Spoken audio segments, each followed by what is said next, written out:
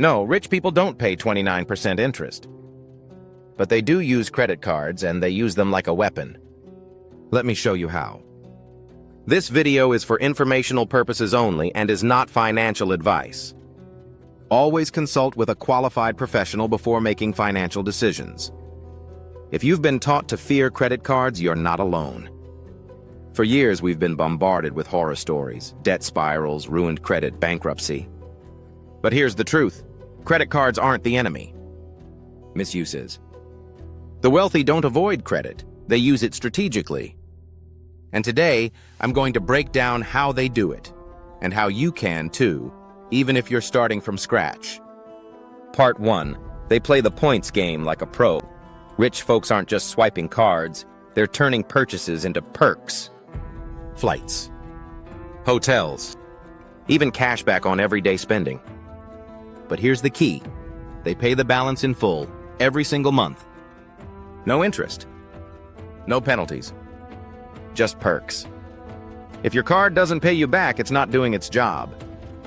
Part 2. They separate spending, like a business. The wealthy treat personal finances like a well-oiled business. They use different cards for business expenses, household bills, recurring subscriptions, large one-time purchases to hit welcome bonuses. This isn't just about tracking. It's about control and maximizing every dollar. Part 3. They use credit to build credit, yes, even if they could pay cash. Creditworthiness isn't about how much you have in the bank. It's about your behavior over time.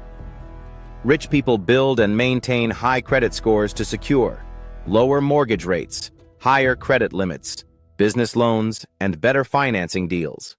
You don't need to be rich to start doing the same. Part 4. They know when to leverage. 0% APR strategic use of introductory 0% APR offers is a power move. Used responsibly, it's basically an interest-free loan.